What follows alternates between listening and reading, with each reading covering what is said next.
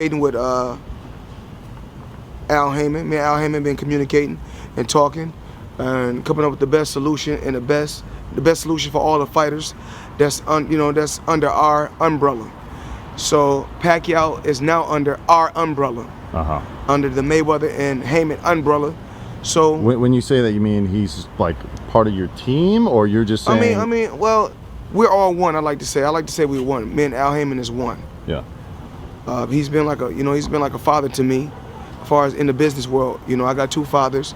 One of my fathers taught me the fight game. The other one taught me business on the outside. The other one taught me about the business inside the ring, which is my father, Floyd Mayweather, and the other father, which is my other father, which is Al Heyman, taught me business on the outside. And I think that the best fight for Pacquiao, what I told Al Heyman was, I think probably the Adrian Broner fight. The Adrian Broner fight, and then we got Errol Spence. And they talking about Errol Spence and Terrence Crawford, but we're not gonna make that happen right now. Not right now. We must take that fight and let that fight build, and then down the line, let that fight happen. You're in this business to be great and make money, and we all have to fight each other. That's just the bottom line of things. It comes. I understand that you have to promote and build the fight and stuff like that, but sometimes you can overdo things, and that's what him is boxing at times make us look, bad. When they're dealing with certain people should fight, because they always trying to promote or build it to a certain point and then fight. It shouldn't be like that. So, for me, when you're ready, I'm ready to go. I'm in the business of blessing, giving the fans what they want to see, great fights while we're in our prime, so we can do it. Because the inevitable follows us every day. We don't know what's going to happen the next day or the next day after that. There's too many greedy people in the business. They always in there. There's so many people that look for their interest instead of the fighter's interest. And that's another thing that hurts us as well. You got too many crooks in the business. And instead of just letting these fighters fight, because at the end of the day, when it's all said and done, the fighters are the products. They're the product. They the one that should be deciding and making moves, because they're risking their lives. They're using their body, not anyone else. And the head is not meant to be hit in the first place. So who is anyone to dictate or say, oh, you should do this, or just because you got the money you promoting, that makes it right? When your ass can be 105 years old and still making millions, while this broke fighter that enriched his life years and years don't have nothing to show for, can't even pay the medical bills, can't even pay their rent and stuff. It's so backwards. I can go on and on about that, but it ain't the time and the place. So I'll leave you with that. When this shit was being said, where was I? When this shit was being said, where was I? I was probably asleep on my bed, and I heard what Wilder said, and I thought to myself, Wilder, you're the man. You're the man? Wilder, yo, this is why I will always respect Wilder. And if you go back to my old videos, I said it, and I said it plenty of times. Wilder is nothing like these guys on the PBC, bro. He's nothing like these guys, right? So Wilder basically exposed Al Heyman and Mayweather, right? He did that in this interview, and y'all people probably like, how, bro? Right? Y'all heard. Matter of fact, let's backtrack. If y'all remember, Deontay Wilder had an opportunity of a lifetime to fight Anthony Joshua for a whole lot of money. I heard it was like over $200 million to fight Anthony Joshua. That's how much these guys was gonna make if they fought the first time, the second time, the trilogy, like how him and Tyson Fury was did, right? He had the opportunity to fight Anthony Joshua for a whole lot of money, right? And Al Heyman and Mayweather took that opportunity away from him, because you got to remember, these guys, they're not in control of their career. Al Heyman and Floyd Money Mayweather is, right? So, when you heard Deontay Wilder said these guys are crooks, right? And these guys only care about themselves. They're only interested in making themselves richer, right? He's referring to those guys, Mayweather and Al Heyman. Now, Deontay Wilder said a lot of pivotal and said a lot of interesting things that went over your head, definitely. I'm pretty sure it went over your head, definitely. He said that these fighters should fight each other when they're in their prime, right?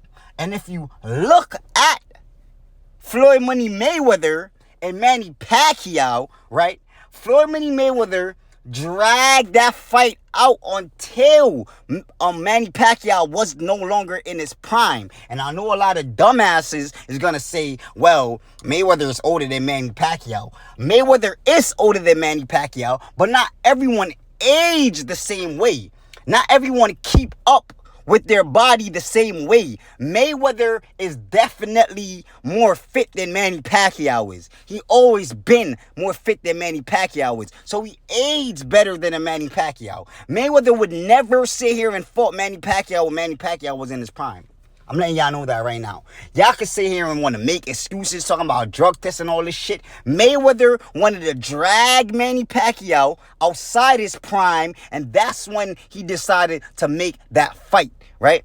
And if you look at the Errol Spence Jr. and the Terrence Bud Crawford situation, it's the same exact thing.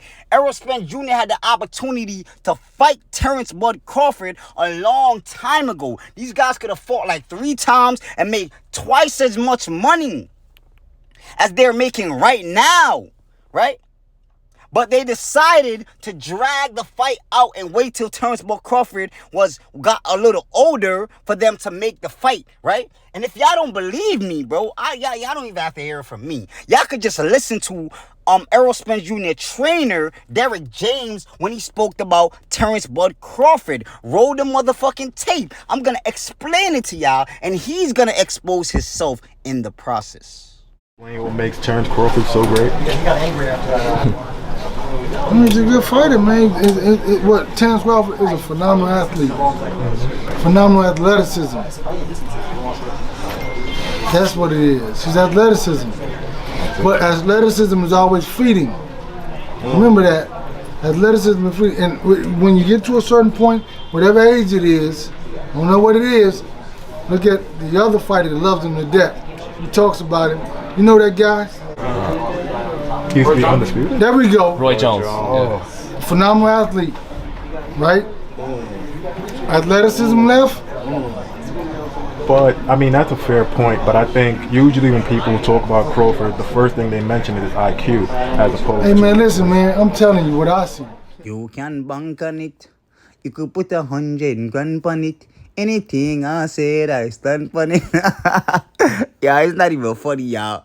But this is why these guys have boxing license. They do not have a degree in literature, right? They do not have an associate, a bachelor. They do not have a master's in literature. They have a boxing license for a reason. You should not put these guys in front of a camera and let these guys articulate themselves and talk at all. They're going to expose themselves every chance they get. You heard Derek James said Terrence Bud Crawford has athleticism. And once he gets to a certain age, he tried to be funny. I don't know what that age is, but it's about feeding. And then he slows down. Basically, that's what he's saying. He's waiting on Terrence Bud Crawford. He's banking on Terrence Bud Crawford to slow down, right? And it's sad because when they went to the Sean Porter fight, when Errol Spence Jr. went to the Sean Porter fight, he didn't see that at all. That's why he stormed out the arena. He realized that Terrence Bud Crawford was still quick on his feet. Terrence Bud Crawford still had that IQ, and he still was sharp, and he still had that counter-punching ability. And that's why the fight is taking so long to be made, because they do not want to make that fight. If they did want to make that fight, they wouldn't do this. Oh, well, everybody know who I want next. I want Terrence Crawford next. You gonna make that happen? Huh? You gonna make that happen? Oh, definitely. That's the fight that I want. That's the fight everybody else want. And like I said, I'm gonna get these straps and I'm gonna go over there and take his shit too. Thank you, man. Down. Strap season. I know what time it is, baby. Terrence, I'm coming for that motherfucking belt. Yo, that was right after this nigga Errol Spence Jr. called out Terrence Bud Crawford on national television saying that he gonna come for that motherfucking belt. Tom Brown and Al Heyman and these guys sent Canelo Alvarez a contract to fight Errol Spence Jr. at 164 for $55 million. So, like, it's just to show you guys, these guys are not serious about fighting Terrence Bud Crawford, bro. If they were serious about fighting Terrence Bud Crawford, the negotiation wouldn't took this long. They wouldn't. All right, y'all listen to this now, right? If the headline would be Terrence Bud Crawford, mind you, right? Terrence Bud Crawford had an opportunity to fight Yordenis Ugas, right? But they froze out Terrence Bud Crawford by strategically putting Yordenis Ugas in a tournament, right? A tournament that he never fought in, right? Until Errol Spence Jr. got better, and then they made a fight with Yordenis Ugas. They could have made a fight with Terrence Bud Crawford and Yordenis Ugas, and we all know that Terrence Bud Crawford was going to whip Yordenis Ugas' ass. So Terrence Bud Crawford will have the WBO, and he will have the WBA strap, right? And Errol Spence Jr. will have the WBC and the IBF strap. So imagine the headlines, right? And I stated this before. Imagine the headlines.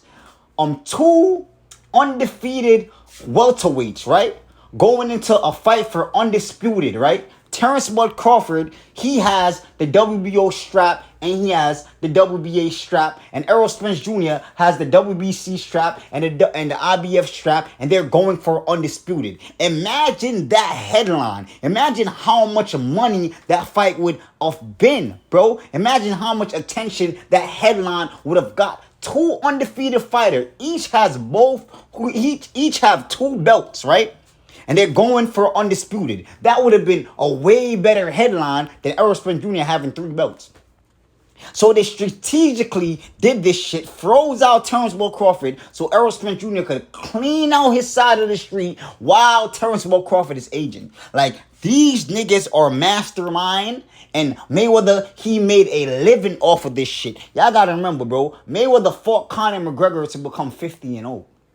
Bro. And like I said, bro, like, all right, Mayweather, I was the biggest Floyd Money Mayweather fan. Nobody could have never said shit about Floyd Money Mayweather. But when I sit back and I realize this man was a businessman when he was boxing, right? This man fought Conor McGregor to become 50-0. Y'all think about that shit. Because Conor McGregor had a boxing license, right? Mayweather fought an MMA fighter to become 50-0. When there was a whole lot of fighters Keith Thurman that wanted to fight Floyd Money Mayweather, right? And Mayweather decided to fight Conor McGregor. Like, y'all, come on, bro. Come on, bro. And these are the guys that's running the PBC, right? So y'all gotta understand that these guys are crooks.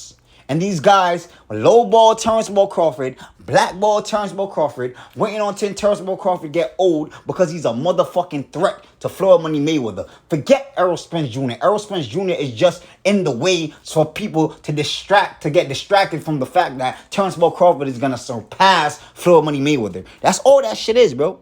That's all that shit is. So they're not going to feed Errol Spence Jr. on a platter for Terrence Bud Crawford. And they're not going to feed a Jamel Charlo on a platter for Terrence Bud Crawford. Because if Terrence Bud Crawford defeats Errol Spence Jr. and then he goes and he defeats Jamel Charlo, then he would be undisputed in 3 different weight class. 140, 147, and 154. And they do not want that, ladies and gentlemen. They do not want that. So they're going to try their best to try to freeze out Terrence Bud Crawford. And this is what they've been doing.